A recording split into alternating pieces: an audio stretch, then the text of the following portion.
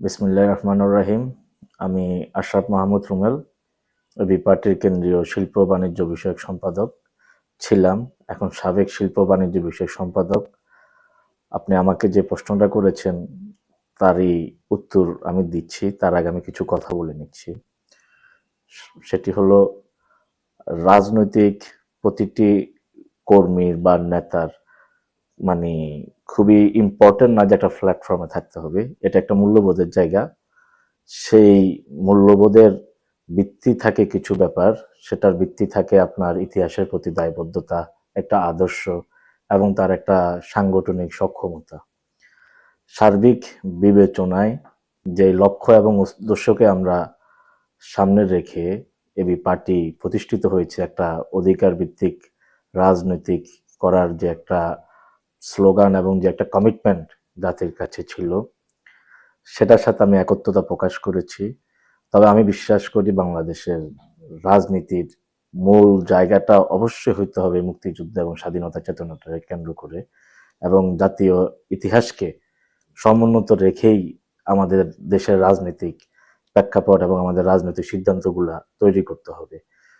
তো সবকিছু বিবেচনায় সাম্য, মানবিক মর্যাদা, সামাজিক সুবিচার, মুক্তিযুদ্ধের যে স্বাধীনতার ইস্তিহারের যে তিনটি মূল মন্ত্র ছিল, সেগুলোকে প্রধান করে যখন এই দলটি তৈরি হয়, তখন আমি দলের সাথে ছিলাম এবং অনেক প্রকার দলটা আমাদেরই প্রতিষ্ঠা করার মতো একটি দল, আমরা এটার সাথে ছিলাম। কিন্তু যখনই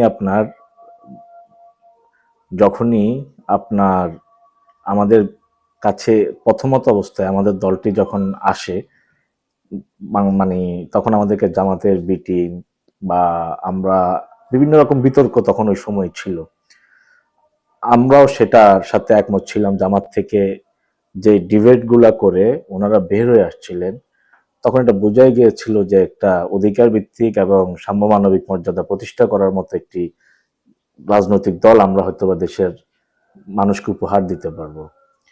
সার্বিকভাবেই কিন্তু আমরা দেখলাম আমার দল জামাত থেকে বের হয়ে আসছে, কিন্তু জামাতের সাথে তাদের তেমন কোনো রকমের এটা কোনো কৌশলের অংশও ছিল না, বা এটা স্ট্র্যাটেজিক্যালি ভাবেও তাদের কোনো রকমের সিদ্ধান্ত ছিল না। সবসময় একটা স্বতন্ত্র অবস্থান বজায় রেখেই আমার দল ছিল, আমরা সেভাবেই ছিলাম। ইভেন কি আমাদের যখন প্রথম কাউন্সিল হয়েছে বাংলাদেশের সব রাজনৈতিক দলকে, আওয়ামী লীগ ব্যতীত সকল দলকেই, আওয়ামী লীগ ব্যতীত বলতে আওয়ামী লীগ ছিল না তাই সকল দলকে আমাদের এই প্রোগ্রামে আমন্ত্রণ করা হয়েছে, কিন্তু জামাতকে কখনো আমন্ত্রণ করা হয়নি, এবং জামাতের কোনো প্রোগ্রামও আমাদের নেতৃবৃন্দরা সেভাবে কখনো যায়নি।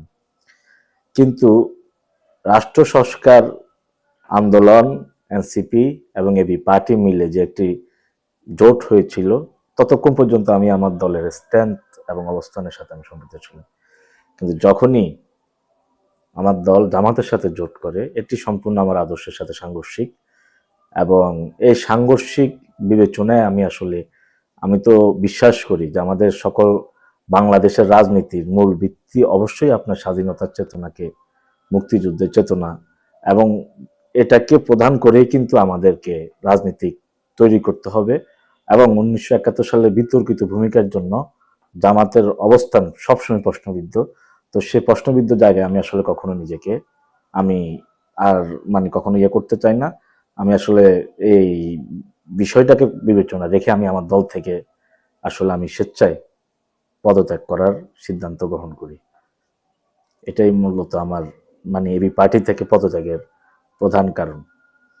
আর তাছাড়া এই পার্টিতে অনেক যোগ্য, শিক্ষিত, মার্জিত, অনেক ডাইনামিক নেতৃত্ব ছিল, কিন্তু আমাদের সর্বোচ্চ হাইকমান্ড তারা আসলে আরো বেশি মনোযোগের দরকার ছিল, যাতে আমাদের তৃণমূল পর্যায়ে অনেক বেশি গতিশীলতা আসে।